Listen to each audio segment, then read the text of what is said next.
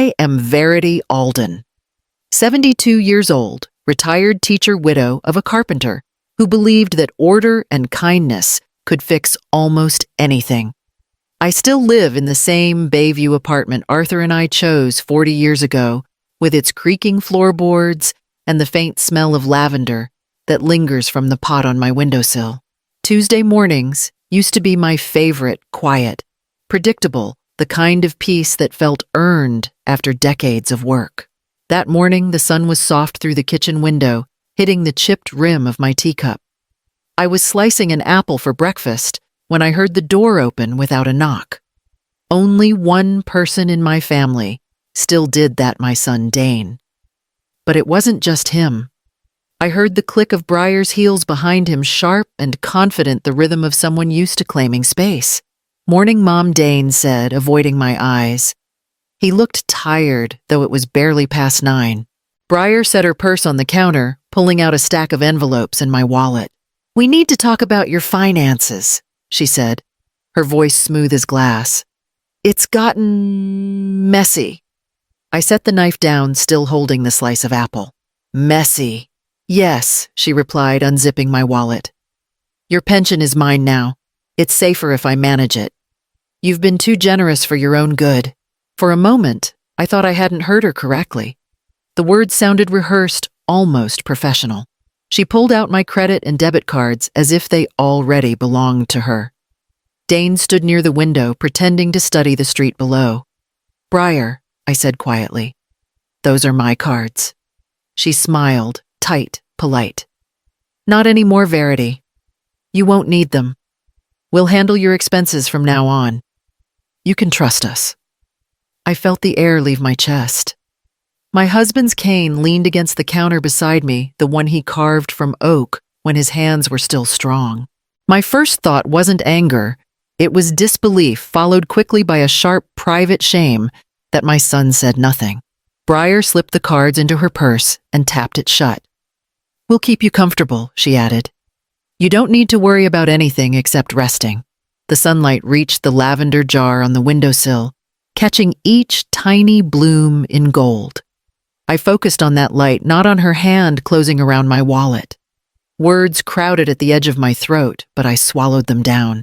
Dane muttered something about getting back to work. They left together, the click of their footsteps fading down the hall. I stood still until the door shut. Then I poured the tea down the sink and wiped the counter clean as if order could hold back what had just begun. The lavender trembled slightly in the draft from the open window. I didn't cry. I reached for my ledger instead. I did not sleep that night. Every sound in the apartment seemed louder. The pipes groaning, the refrigerator clicking on and off, the slow, hollow tick of the clock above the stove. When dawn came, the light was thin and gray, cutting through the blinds like quiet accusation. I made coffee the way Arthur used to, 2 scoops, a small pinch of cinnamon, and set the mug beside the kitchen ledger that had not been opened in years. It was an old blue notebook with a tear down its spine, the one I had used before the bank convinced me that digital tracking would simplify my life. I ran my hand over the worn cover, feeling the faint ridges of pencil marks that had never fully erased. Arthur would have approved. He was a man who believed in keeping things on paper real, visible, permanent.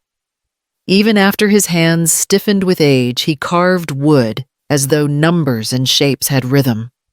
The cane he made for me was oak smooth as silk, the handle shaped like the curve of a wave. "Something solid for the woman who keeps everything balanced," he'd said, handing it to me with that grin that reached all the way to his eyes. I rested the cane against the table, now steadying myself, before opening the ledger. On the first page, I wrote the date in neat, careful letters, Wednesday, October 18th. Below it, I listed what little I still had, $38 in cash, 1 envelope of pension paperwork, and the jar of coins on my dresser. I added 2 lines for what was gone: debit card, credit card. Beside them, I drew a single straight line, the kind I used to draw under equations when the solution no longer made sense. As I filled the columns, memories bled into the numbers. 40 years of teaching geometry to restless teenagers who believed triangles were punishment from the heavens. 40 years of marking papers under a single desk lamp, saving every dollar that wasn't needed for bills or repairs.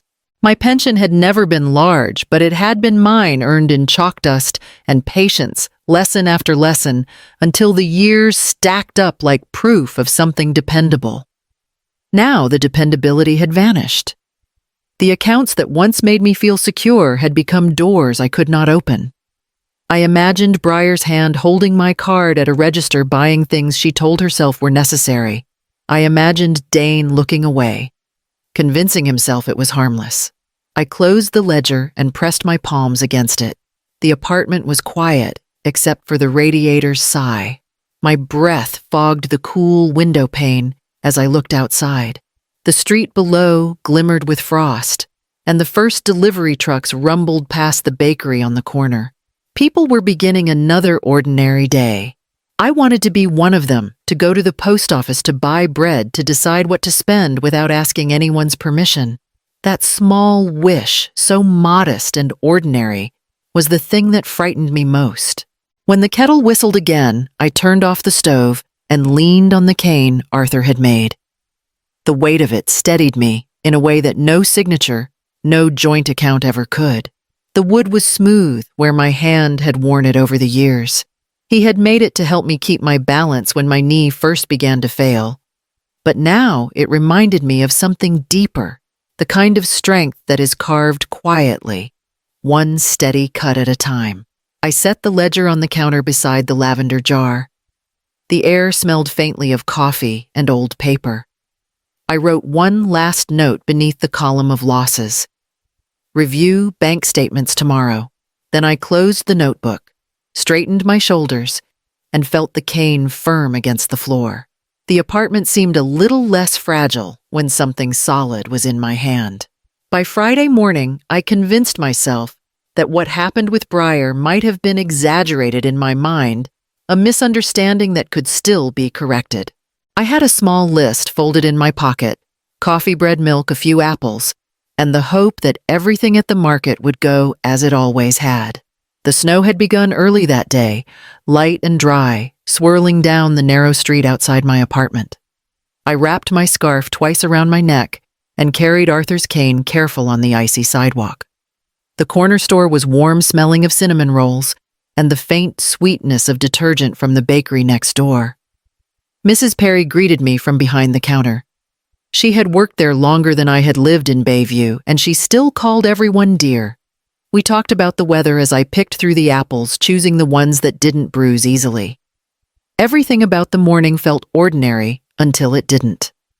At the register, I slid my card into the reader and waited for the familiar beep. Instead, the small screen flashed red. Mrs. Perry frowned, tapped a few keys, and tried again. "That's strange," she said softly. "Maybe it just needs another go." The second attempt failed too. The red light blinked again, steady and final. I felt the back of my neck heat up.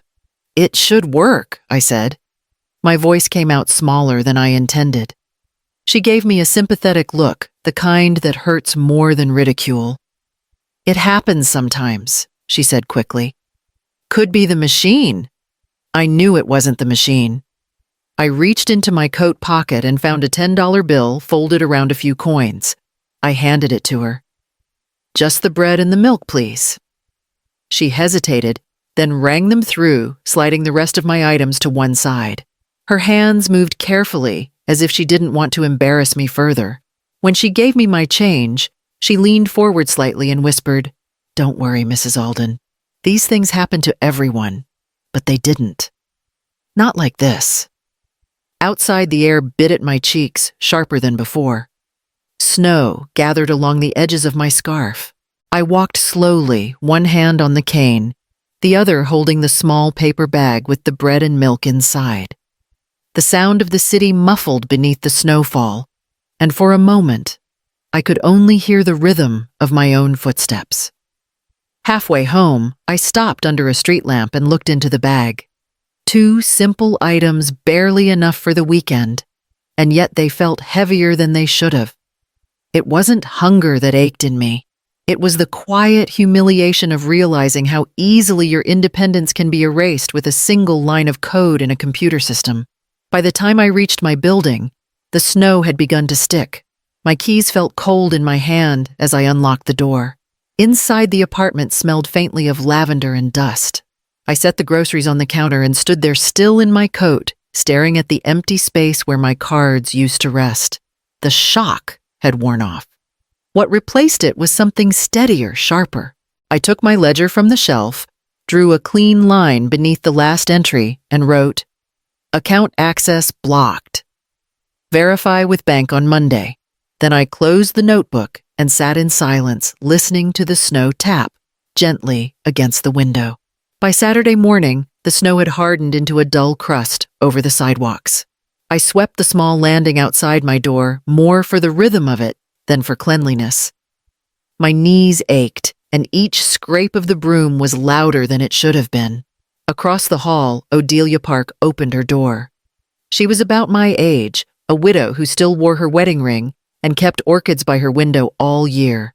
She waved her gloved hand and smiled the way people do when they've already noticed something before you speak. "You're up early again," she said, holding a tin of cookies. "I made too many." "You'll help me fix that, yes," I almost said no. But she had that look that didn't wait for permission. 10 minutes later, we sat at her kitchen table, the scent of lemon tea curling through the room. Her apartment was smaller than mine, but warmer, filled with little signs of life, teacups drying by the sink, a half-finished crossword, a photo of her late husband in his military uniform.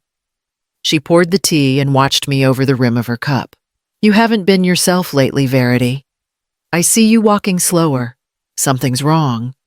I wanted to lie, to say it was the weather or my knees, but the truth pressed harder than either. "My bank card stopped working yesterday," I said quietly. "At the market?" Her eyebrows lifted. "Stopped working, how declined?" "Twice." I hesitated. "My daughter-in-law took the cards earlier this week. She said she'd handle things for me." Odelia set down her cup slowly. "Handle things. Did you give her permission?" I shook my head. "Not exactly. She just took them. I haven't wanted to make a fuss." "Make a fuss?" Her voice softened. "Verity, that's not fussing. That's theft." The word hung in the air like a sudden chill. I felt my hands tighten around the teacup, afraid that even agreeing with her might make it too real. "She's family," I murmured. "And my son." He didn't stop her. Odelia leaned back in her chair. "Family or not, people don't get to take what's yours. You worked your whole life for that pension." She reached for a small notebook on the counter and flipped through it. "Listen, there's someone you should talk to. My niece works at Lake Crest Savings downtown branch. But more importantly, her boss Leander Cho is a good man. He helped me when someone tried to open a loan in my name after my husband passed. Patient, quiet, the kind who listens before he speaks." I tried to imagine sitting in front of a stranger explaining that my own family had cut me off. The thought made my throat tighten. I wouldn't know what to say. "Say the truth," Odelia replied. "And bring whatever papers you have. He'll know what to do." Her words were gentle, but they carried the kind of certainty that leaves no space for hesitation. She reached across the table and covered my hand with hers. Fingers, warm and steady. "You've carried enough alone," she said. "Let someone carry part of it with you now." For a long moment, I couldn't speak. It had been weeks since anyone had spoken to me with that kind of simple concern, no judgment hiding underneath. My eyes burned, but I blinked the feeling away. Odelia smiled again, lighter now. "Finish your tea. When you're ready, I'll drive you there. Monday morning." "Yes," I nodded, the decision settling like warmth in my chest.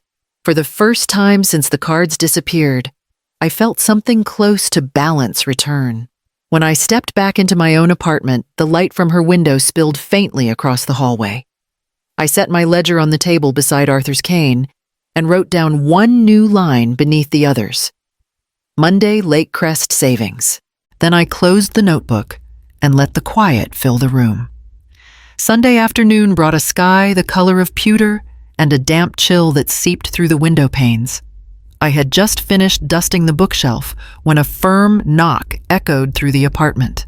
Through the peephole, I saw Dane and Briar standing side by side.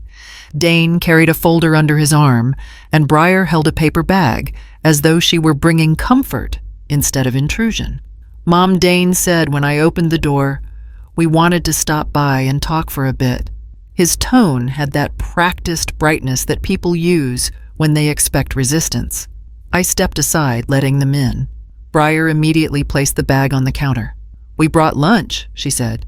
"Thought it'd be nice to sit together for once." I watched her unpack containers of soup and sandwiches, every motion efficient and precise. The smell of tomato and basil filled the kitchen, and for a moment, I could almost pretend this was an ordinary visit. But Dane's folder on the table kept catching my eye. After we ate in careful silence, he cleared his throat. "Mom, Briar and I have been thinking about how to make things easier for you." "Easier," I repeated. Briar folded her hands. "You're 72 now, Verity. Living alone isn't safe. We've looked into a few options, beautiful places really, where you'd have people around medical care activities.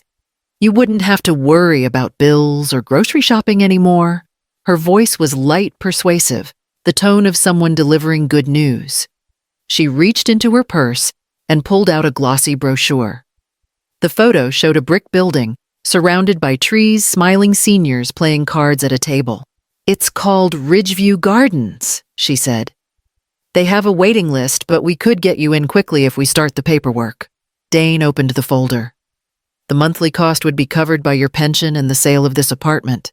It's a good time to sell, Mom. Prices in Bayview are high right now. We even talked to a realtor, just preliminary, of course." The words tumbled in an orderly rhythm, like lines from a script. I looked from one face to the other. Briar's expression was composed, her eyes bright with purpose. Dane avoided mine, glancing instead at the brochure. So I said quietly, "You've planned my next chapter." Briar smiled, mistaking my calm for agreement. "You'll be safer there. And you'll still have independence, just with less to worry about. We'll handle the finances so you don't have to think about any of it." Her hand brushed mine light and rehearsed. It was then I saw it clearly, the coordination, the way they traded lines, without overlap, like partners in a practiced presentation. I pushed the brochure gently back toward her. "That's very thoughtful of you," I said. "But I'm fine here." "Mom," Dane began, "we're not trying to upset you." "It's just, I said I'm fine here," I repeated, still soft, but firmer now. The air between us cooled. Briar's polite smile faltered. "You're making this harder than it needs to be."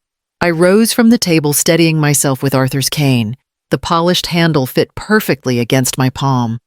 I felt the smooth groove under my thumb, worn by years of use. "Thank you for lunch," I said. "You should both get home before the roads freeze." Dane hesitated, his mouth half open, as if to argue, but Briar touched his arm. They gathered their things quietly. At the door, she turned and said, "We only want what's best for you, Verity." I nodded, not trusting myself to speak. When the latch clicked behind them, the apartment fell silent, except for the faint hum of the radiator. I stayed where I was for a long moment, one hand resting on the cane, the other on the edge of the table where their folder had been. The room felt smaller, but my balance did not waver. On Monday morning, the sky was the color of pewter, again the kind that made every sound sharper and every breath visible. Odelia parked her old sedan outside Lake Crest Savings and gave my arm a gentle squeeze. "He's good," she said.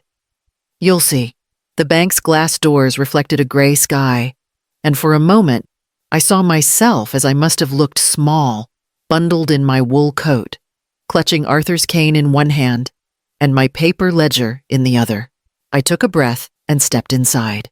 The lobby was warm and faintly scented with coffee. A young receptionist greeted us and led me toward an office with a small nameplate that read, "Leander Cho, Branch Manager." He stood as I entered, a tall man in his 50s maybe, with silver at his temples, and kind eyes behind rectangular glasses. He extended his hand. "Mrs. Alden," he said, "Odelia told me a little about what's been happening. Please sit wherever you're comfortable." His voice had the steady tone of someone who handled crises every day, but hadn't stopped caring. I sat across from his desk, setting my ledger carefully on top of it. "I'm sorry if this sounds scattered," I began. "I'm not sure where to start." "Start with what you know he said. We'll figure out the rest together." I opened the ledger to the first page where my neat columns of handwriting began. "I used to keep track of everything here: pension deposits, small withdrawals bills. But last week, my debit card was taken. When I tried to use it at the market, it was declined." He nodded slowly, his attention unwavering. "Do you know who took it?" "My daughter-in-law," I said quietly. "She said she'd manage my pension for me." Leander didn't flinch, didn't let pity cross his face. He only asked, "And did you authorize her access to your account?" "No." "She has my card and must have changed the information online." He wrote a note on a yellow pad. "All right. Then we'll start with a transaction review. Do you have your statements?" "I have these." I slid a stack of envelopes toward him.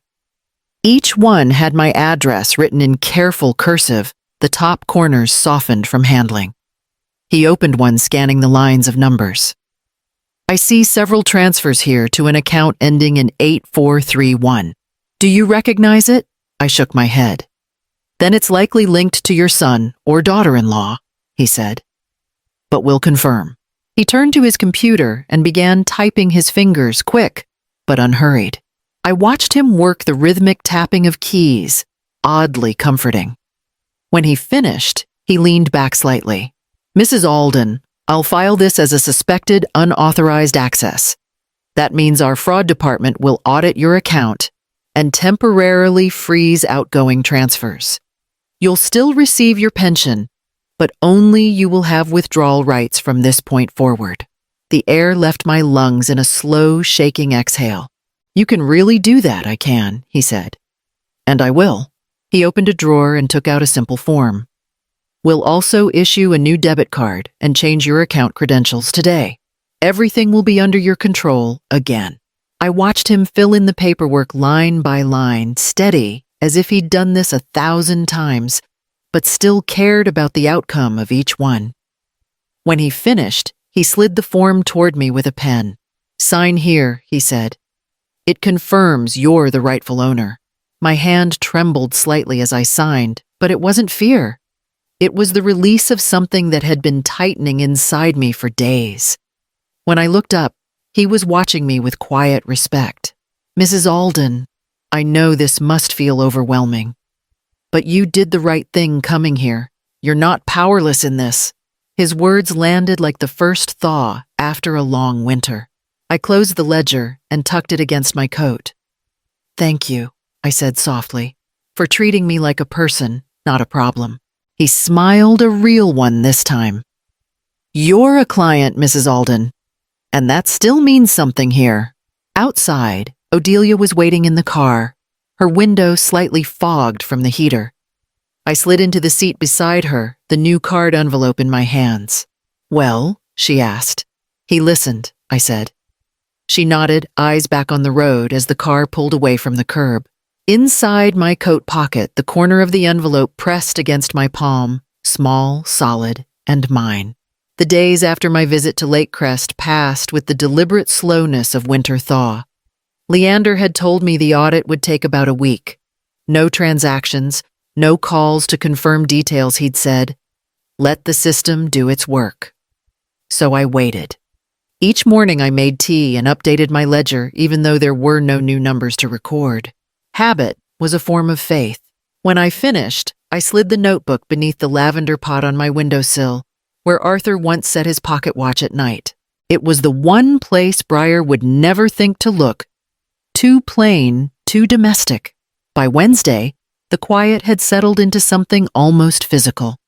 No one from the bank called, which I took as a good sign. But Briar did. "Hi, Verity," she said in that soft, sugary tone she reserved for persuasion. "I tried using your card to pay the utilities, but it didn't go through. Did you change something? I pressed the phone closer to my ear. That's odd, I said calmly. Perhaps the bank's system glitched. Oh, she replied, pausing just a little too long. Well, if there's any problem, we can fix it for you. You shouldn't worry about these things. I'm not worried, I said. She laughed lightly. You always say that. When we hung up, my pulse stayed steady.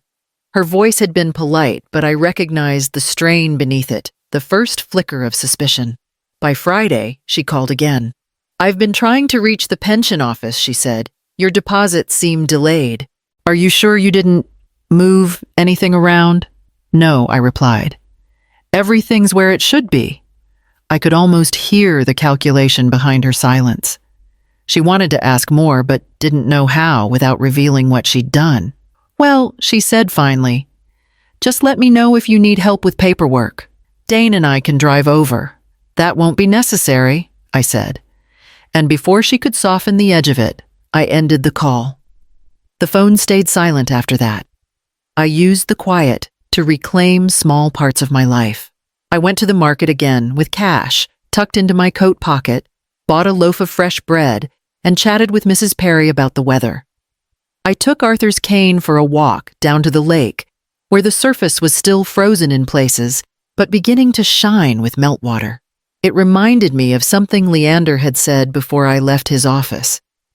Stillness can be strategy, not surrender. Each evening I sat by the window watching the lights flicker on in the neighboring apartments. I imagined the family's inside conversations, arguments, laughter, and wondered if any of them were built on truths as fragile as mine had been. On Sunday, Odelia stopped by with a container of stew. You've been quiet this week, she said, studying my face. I've been waiting, I told her. For what? For the right kind of noise, I said. She smiled at that and stayed long enough to share dinner. We didn't speak much, but her presence steadied me. That night after she left, I took the ledger from beneath the lavender pot and opened it. The pages smelled faintly of soil and ink. I ran my hand down the column of numbers, stopping at the last entry, account access, frozen for investigation. The week of silence had felt endless, but within it, something new had formed a boundary, a quiet shield, invisible but strong. I placed the ledger back beneath the lavender, turned off the lights, and let the dark hold me without fear. The letter arrived on a Wednesday afternoon, tucked into the crack of my door instead of the mailbox. The envelope bore the name of a local legal office. I didn't recognize Hollings and Ray Family Services. The paper inside was short and sterile, typed in neat lines that began with Notice of Preliminary Guardianship Inquiry. My hands went cold as I read it. It stated that concerns regarding Mrs. Verity Alden's financial decision-making and cognitive health had been raised by relatives acting in her best interest. Relatives. There was no question who they were. I sat at the table for a long time, the paper flat, beneath my palm. It felt like proof of something I'd already suspected, that Briar wasn't finished. She was simply changing her tactics. When Dane called that evening, his voice sounded uneasy. Mom, I heard you got a letter. So you knew, I said quietly. He hesitated. Briar thought it was time to have everything in order. Just in case. In case of what, Dane? She means well, Mom. She just wants to make sure you're protected. I could hear the shame in his tone, the way he softened each word to make betrayal sound like concern. Protected from what I asked. My own balance book. Please don't take it that way, he said. But I could tell he didn't believe his own words. It's just a precaution. You know how Briar is organized, maybe too much. I ended the call before my voice could crack. That night, I couldn't sleep. The radiator hissed, and the shadows from the streetlights cut long across the ceiling. The word guardianship pulsed in my mind, heavy and final.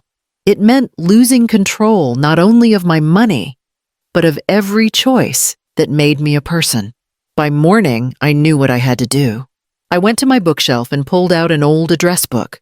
The cover faded from years of use. Near the back was a number I hadn't dialed in nearly a decade, Miriam Osei. Miriam and I had taught together at West Haven Middle School before she left to attend law school in her 40s. The last time I saw her, she'd been handling estate cases and still correcting people's grammar in conversation. When she answered, her voice was warm, the same lilting cadence I remembered. Verity. My goodness, it's been ages. I'm sorry to call like this, I said. I need advice. Tell me what's happened. I read her the letter over the phone. She interrupted only once to ask for the exact wording of the guardianship clause. When I finished, she was silent for several seconds. Verity, she said finally, this isn't informal. It's strategic. That notice means they're trying to establish a record of incapacity. If it goes unchallenged, it becomes the foundation for a legal guardianship petition. My throat tightened. Can they really do that? They can try. But it's not easy if you're lucid, and you are. The key is documentation. You need a paper trail that shows you've managed your finances responsibly. Ledgers, bank correspondence, any letters from your pension office. I have all of that, I said. Good. Make copies and keep the originals somewhere safe. And Verity, don't talk to them about this. Every word you say could be twisted into evidence. Her voice softened, turning almost motherly. Guardianship talk doesn't mean they want to care for you. It means they want control. I've seen it too many times. I sat in silence, gripping the phone. I could hear the faint hum of traffic through her receiver, the sound of someone still out there fighting for people like me. I can help you file a statement of competency, she continued. It's simple, just an affidavit confirming your mental and financial independence. I'll draft it tonight. You'll sign it tomorrow. For the first time that day, my shoulders eased. Thank you, Miriam. Don't thank me yet, she said gently. Just keep your records close and your temper closer. They'll try again. When I hung up, the apartment felt less fragile. I took the guardianship notice and folded it neatly, sliding it into the back of my ledger. Then I moved both beneath the lavender pot next to Arthur's cane. The air was still but not silent anymore. It carried the faint hum of preparation, the sound of something building, patient and deliberate beneath the calm. Miriam's words stayed with me. Keep records, keep calm. So I did.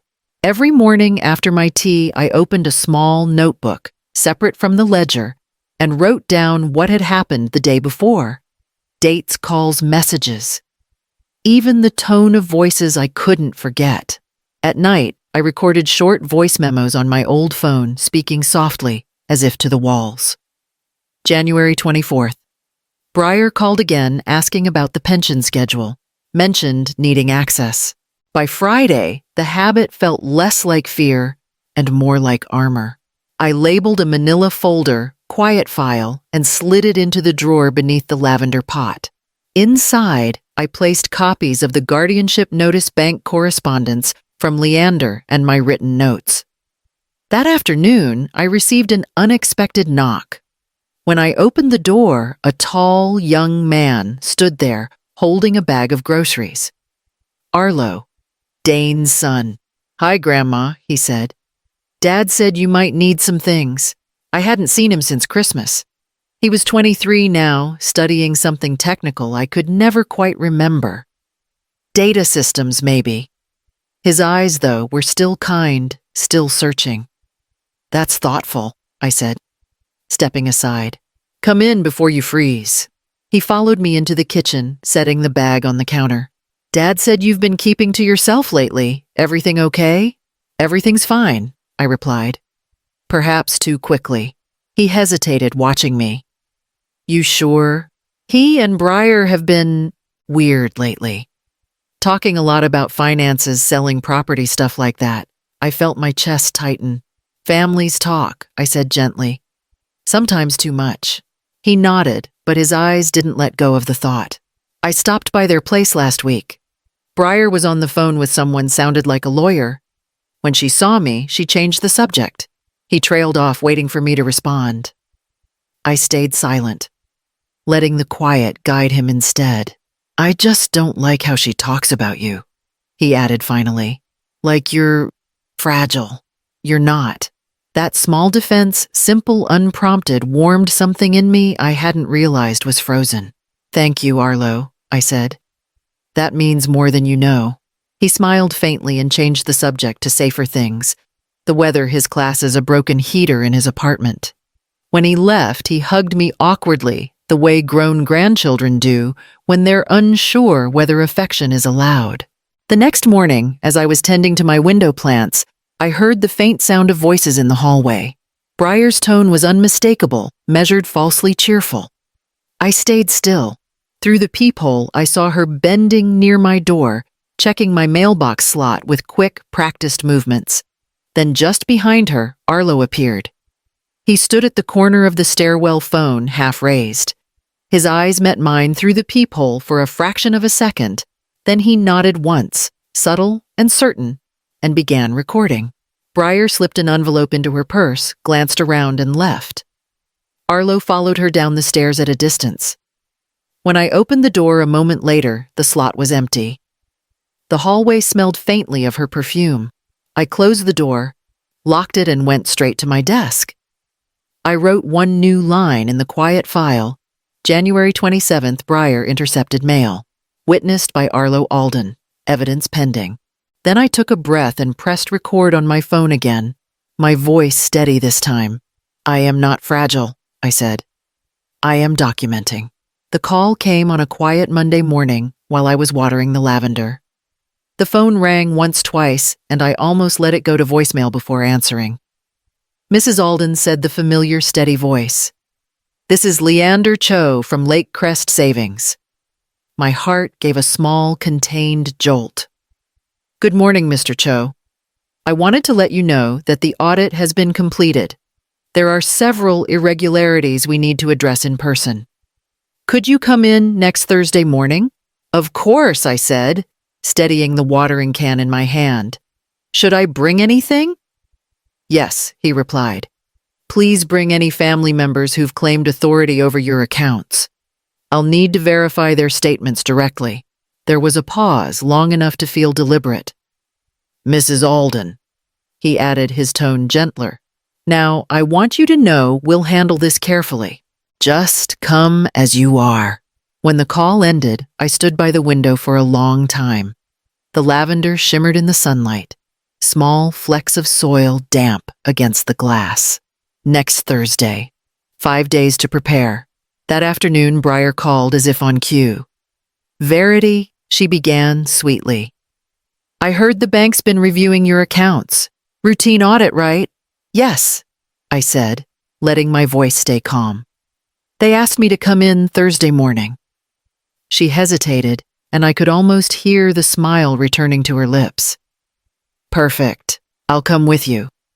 These things can be confusing, and I want to make sure everything's handled properly." "I'm sure you do," I said. When we hung up, I wrote the date in my ledger underlined twice. Then I folded Leander's previous letter and slipped it into the same folder as Miriam's draft affidavit. The quiet file was growing heavier, and strangely, so was my resolve. The days that followed passed in a hush.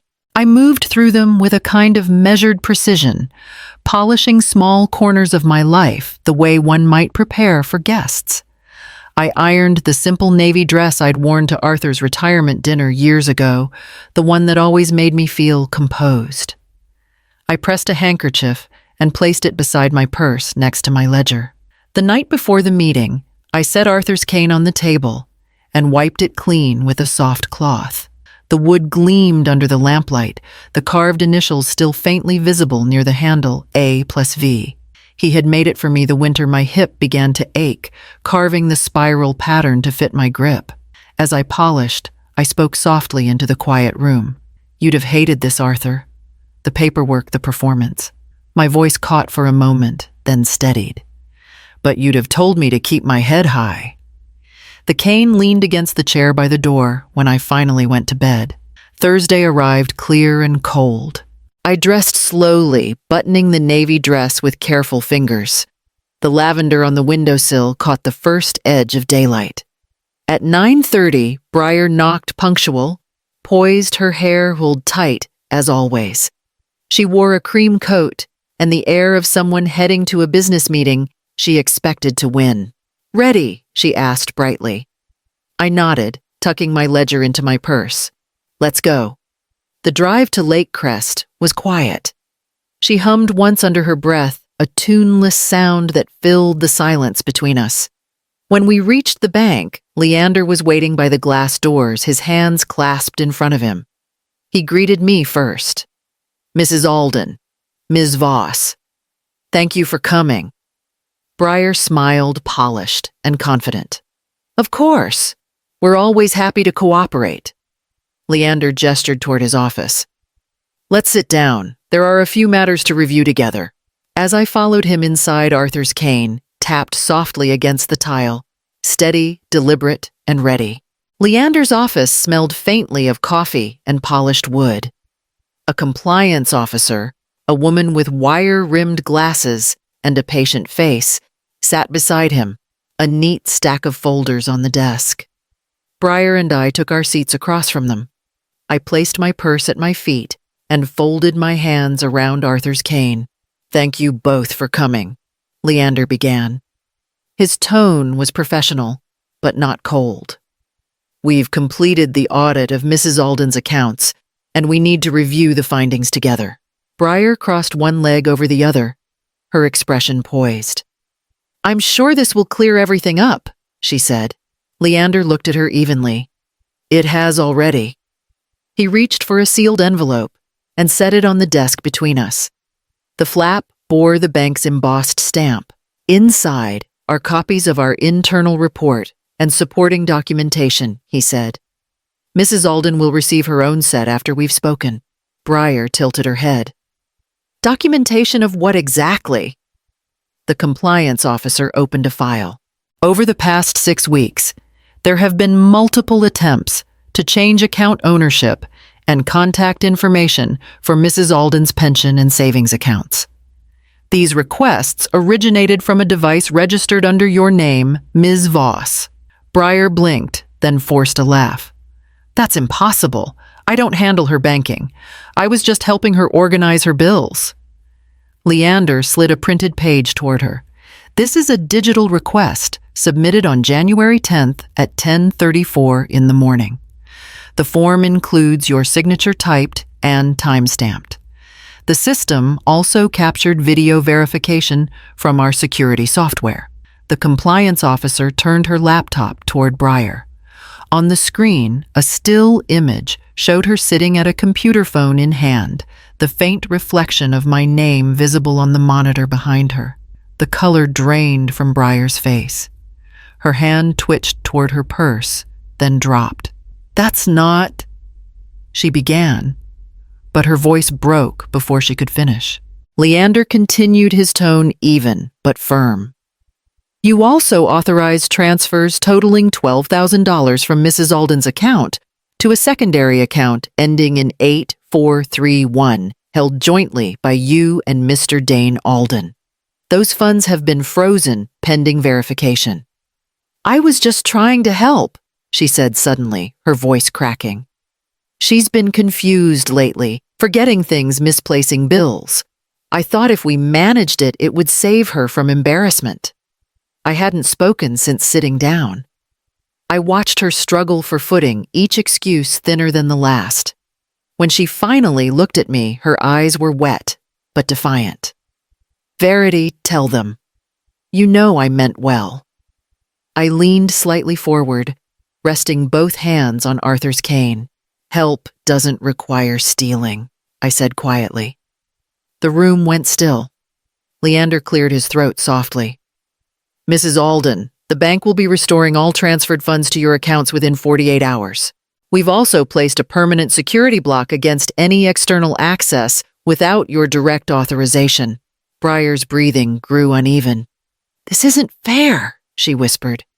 "I was only what I asked, testing how far you could go before someone stopped you." She looked down her shoulders, trembling. The defiance in her face gave way to something smaller, almost childlike. "I didn't think you'd even notice." Leander closed the folder gently. Ms. Voss, you'll receive a formal written warning for attempted fraud. The matter will remain confidential as long as restitution is complete and there are no further infractions.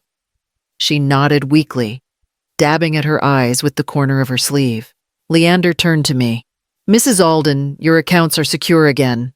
I'll ensure your monthly pension continues without interruption. If you'd like, we can assign an internal oversight representative for future safety, someone of your choosing. I think I'll manage, I said. He smiled faintly. I have no doubt. When the meeting ended, Briar stood slowly. She didn't meet my eyes as she gathered her purse. Her hand trembled when she reached for the envelope, but she took it anyway. At the door, she turned, once her voice a whisper. I really did mean to help. I said nothing. Outside, the morning light was pale and steady. I walked with Leander to the exit, the rhythm of my cane echoing softly on the tile. Justice rarely feels triumphant, he said quietly. No, I replied. But it feels like breathing again. When I stepped into the cold air, I tightened my grip on Arthur's cane. The weight of it grounded me, the same wood, the same shape, but steadier now in my hand. The next morning, I called Miriam. She answered on the first ring, her voice brisk but warm. I read the bank report, she said before I could speak. You handled yourself beautifully, Verity. I didn't say much, I replied. Sometimes silence does the work. By noon, we met at her office, a small suite above a tax service on Oak Avenue. The radiator hissed softly, and papers were stacked in tidy piles across her desk. Miriam adjusted her glasses, pen in hand. We'll file a limited fraud report, she explained, not to punish them but to protect you. This ensures the incident is documented and that any further interference will trigger automatic legal review. I nodded, watching her fill in the lines with quick, deliberate strokes. And what happens to them? Briar will receive a formal reprimand from the bank's compliance division. That stays on record for 7 years. Dane's joint access is suspended indefinitely. She paused, meeting my eyes. This isn't about vengeance, Verity. It's about paper boundaries that hold when emotions fail. I smiled faintly. Paper seems to hold better than family these days. Miriam gave a soft laugh. Paper doesn't talk back. When she finished, she handed me a new set of documents. This establishes a trustee account solely in your name. No secondary authorizations, no digital links to family. It's the safest way to manage future deposits. I signed where she indicated my pen, moving carefully over each line. My name looked steadier than I felt. Do you want me to file a restraining clause? She asked. It prevents them from contesting guardianship again. I thought for a moment. No, I said. If they ever try again, this record will speak for me. Miriam slid the forms into a manila folder marked completed. Then she leaned back, studying me. You've done something rare, Verity. Most people crumble under family betrayal. You rebuilt quietly. I suppose it's the teacher in me, I said. You learn to keep order even when no one's listening. We shared tea in her office, afterward the kind she always brewed too strong. Before I left, she walked me to the door. You're free now, she said simply.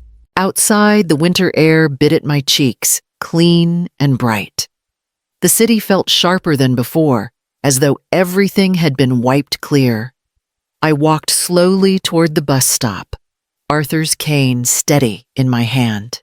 The snow on the sidewalks had melted into patches of wet pavement that glistened in the afternoon light. Halfway home, I passed the post office. Inside, I bought a new lockbox, small, brass, and heavy in my palm. When I reached my apartment, I set it on the table and placed the folder Miriam had given me inside. It clicked shut with a sound that carried more finality than any courtroom could offer. The apartment was quiet.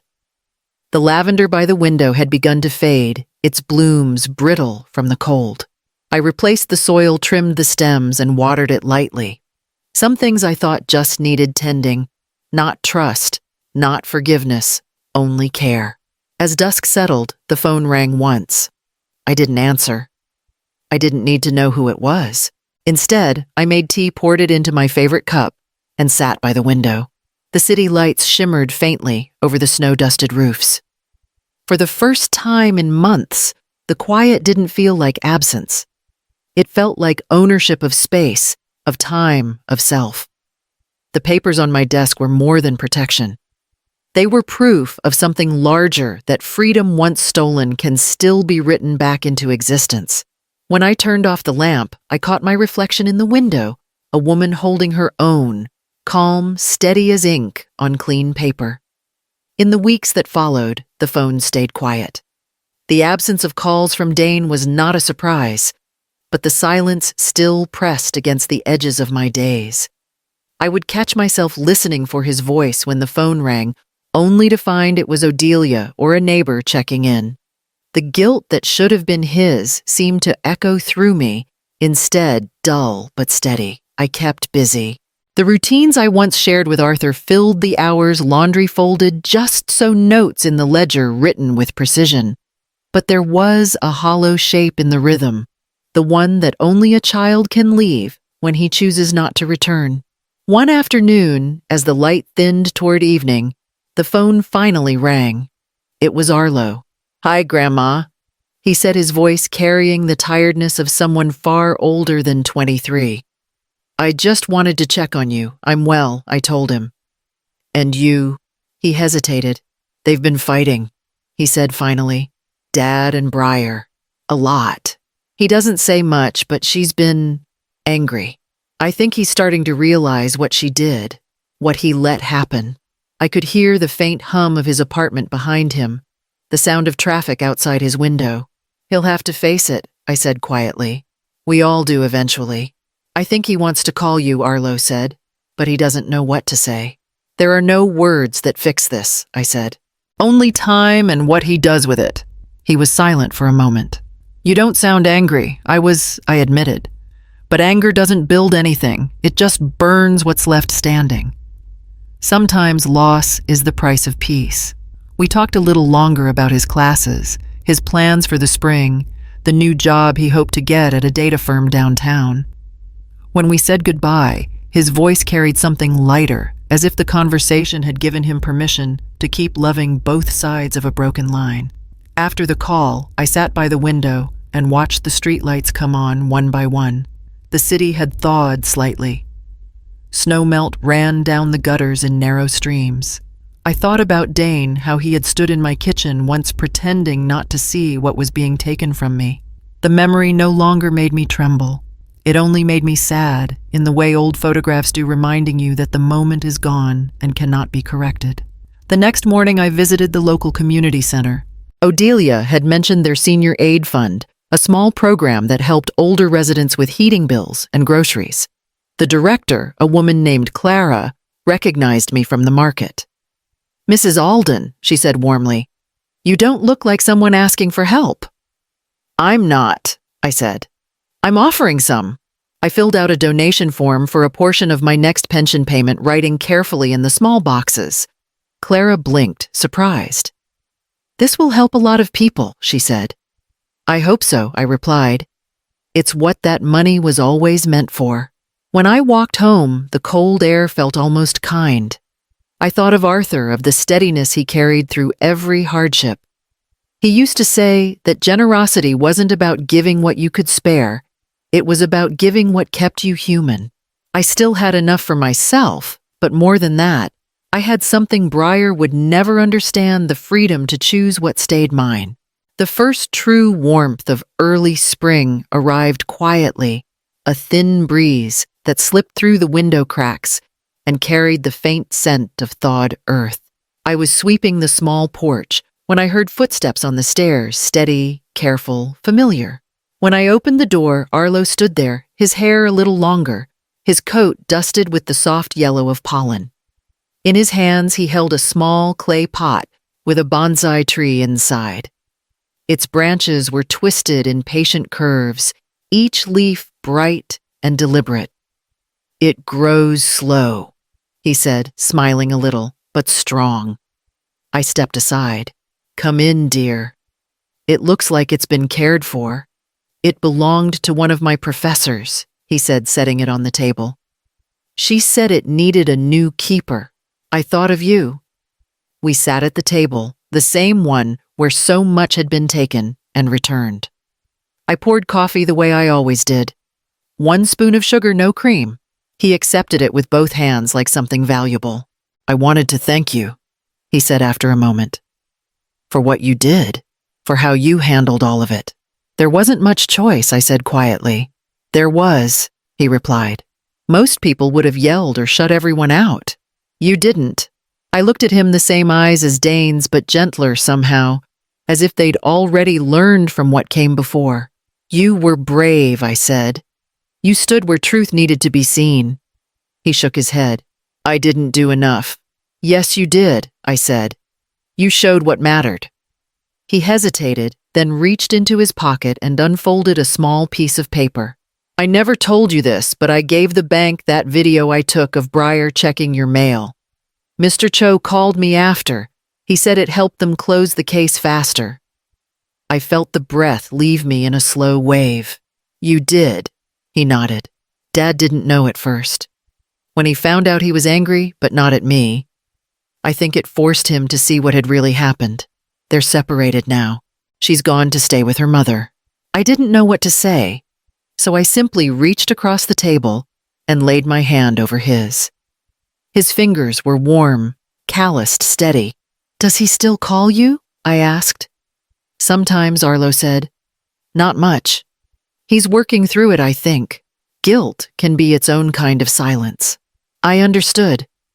Some weights you carried alone until time dissolved their sharpness. He looked at the bonsai again. It needs sunlight every morning, he said, and patience. You have to trim it little by little or it grows in the wrong direction. I can manage patience, I said. It's trimming that's hard. He smiled. I'll help you with that. We sat quietly for a while, the steam from the coffee rising between us like the simplest kind of peace. Outside, the thawed ground shimmered faintly where snow had melted away. When he left later that afternoon, he hugged me with both arms, the kind of embrace that didn't need to prove anything. Thank you for not giving up on us, he said softly. I never did. I said. I just stopped protecting what didn't want protection. After he was gone, I carried the bonsai to the windowsill, placing it beside the lavender pot. The 2 plants leaned toward the same light. The lavender was older, its roots deep and quiet. The bonsai was young, deliberate, unbending. Together, they looked like a conversation that time itself was willing to keep. I poured the last of the coffee into my cup and sat beside them. For the first time in months, the silence in the apartment didn't echo. It hummed steady and alive, like something growing back toward the sun. By the first week of April, the air in Bayview had softened. The last traces of frost melted from the window ledges, and the mornings began to smell faintly of rain. The change in weather felt like a quiet permission to begin again, one small step at a time. That Monday, I called a locksmith. His name was Eli, a young man with careful hands and a calm way of moving that reminded me of my students long ago, those who took their time not out of slowness, but respect for precision. He worked quietly, removing the old brass cylinder and fitting the new lock with deliberate care. Anyone giving you trouble? He asked casually, tightening a screw. No, I said. Just making sure the right people can't walk in anymore. He smiled a little, not prying further. That's reason enough. When he finished, he handed me 2 new keys and a receipt I would file away later. The sound of the new lock clicking shut as he left was sharper, cleaner than I expected. It sounded like closure, the kind that doesn't shout, only affirms. That evening, I sat at my kitchen table with a blank sheet of stationery.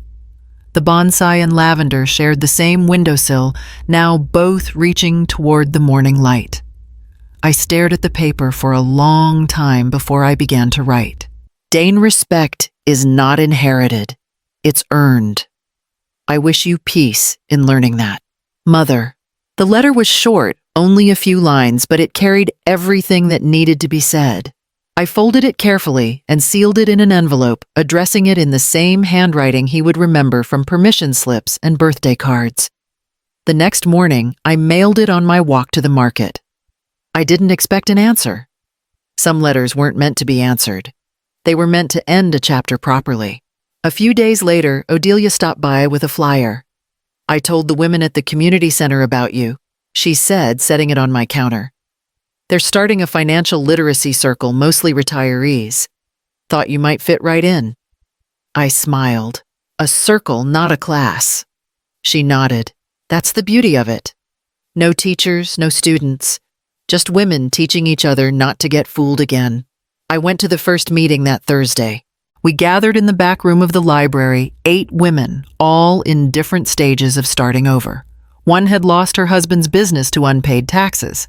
Another was rebuilding credit after her son used her name for a loan. The stories were different, but the ache underneath was the same. When it was my turn to speak, I told them I'd once taught geometry, that I believed in the power of balance. I lost control of my own numbers for a while, I said. But I learned something valuable. Independence is arithmetic simple when you stay honest, dangerous when you let someone else hold the pen. The women nodded, some smiling, some blinking back quiet recognition. It felt good to be useful again to speak without trembling. By the end of the month, I had become one of the circle's regulars.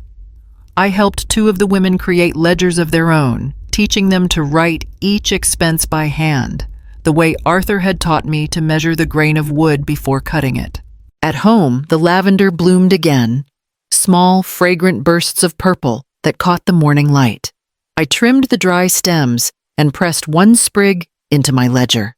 The apartment smelled faintly of renewal, and when I turned the key in the door each night, it no longer sounded like defense. It sounded like belonging. I sat by the window one evening writing a list for the next meeting budget, tracking interest calculations, safety tips. Beyond the glass, the city glowed faintly alive with small lights that reminded me of the countless homes behind other locked doors. For the first time in a long while, I didn't feel like someone keeping watch. I felt like someone keeping house. By late spring, the evenings in Bayview carried a kind of softness that felt earned. The sun lingered longer each day, touching the tops of the buildings before slipping behind the lake. I had spent most of the week in the garden clearing the small patch of soil near my porch. It wasn't large, just enough for lavender, 2 rows of lilies, and a cluster of herbs that caught the wind like small green sails. When the last seed was pressed into the earth, I stood back to look at what I'd done. The soil under my fingernails didn't bother me. It felt like proof of something restored. The porch light above me flickered on automatically as the dusk settled. Its glow washed over the brass plaque I'd hung beside the door earlier that afternoon. The letters gleamed faintly in the light, "Enter by respect." The words had come to me one morning while watering the bonsai. They felt right, not as a rule, but as a reminder. The plaque had arrived in the mail 2 days later, simple and sturdy, just like the life I was trying to build again. I carried a tray of muffins to the table and set them down beside the watering can. Odelia had insisted on bringing them over herself, but she moved slower these days, and I wanted the excuse to share them with her warm from the oven. 10 minutes later, her knock came, light but certain. "You beat me to it," she said as I opened the door. "I can smell cinnamon from the hall." "Then come in before it cools," I told her. We sat on the porch with our tea, the soft hum of evening wrapping around us. She looked out toward the garden, nodding with approval. "You've been busy," she said. "It looks alive again." "It needed attention," I said. "So did I." She smiled. "You sound like someone who's learned her own maintenance schedule." We laughed quietly, the kind of laughter that comes from having survived enough not to waste energy pretending. Halfway through her muffin, Odelia reached into her coat pocket and handed me an envelope. "From Arlo," she said. "He stopped by my building on his way to work. Said to give you this." Inside was a printed photograph. Arlo stood in front of a brick office building, wearing a badge clipped to his shirt, and holding a small cup of coffee. The caption written in his familiar scrawl read, "First day at the firm. Started as junior analyst. I owe you one bonsai trim when I visit." I smiled so hard it hurt my cheeks. "He looks happy," I said. "He is," Odelia replied. "He told me you gave him courage without ever asking for it." I traced the edge of the photograph. "Then he earned it the right way." After Odelia left, I stayed on the porch a while longer. The air smelled of wet soil and lavender. The street was quiet, except for the occasional hum of passing cars and the faint sound of someone's radio 2 houses down. I leaned Arthur's cane against the railing beside me, the polished wood catching a sliver of the porch light. It had been nearly a year since the morning Briar declared my pension hers, and yet that memory no longer burned. It had become part of the foundation, something stable to build over. I thought about Dane sometimes, whether he'd read my letter, whether it had softened or hardened him. But the thought no longer ached. It simply existed. I looked at the cane again and whispered to it as if Arthur could still hear through the grain. Peace isn't surrender, it's maintenance. The light from the porch fell in a gentle circle across the steps, bright enough to guide anyone who approached, but not so harsh that it blinded. Inside, the clock ticked softly. The lavender in the garden swayed, catching each shift of the evening breeze. Before going in, I turned the porch light off and on once more, just to see its glow spread again across the small front yard. It was a ritual now, a small declaration of order, an act of care rather than defense. Then I locked the door behind me and stood for a moment in the quiet apartment. The bonsai leaned toward the window where the last trace of light remained. The plaque outside caught its reflection in the glass, the words shining faintly backward into the room. "Enter, by respect." I sat down, took a sip of cooled tea, and let the silence fill every corner, steady and whole. The piece I had built wasn't loud or complete, but it was mine, and that was enough to keep the light on.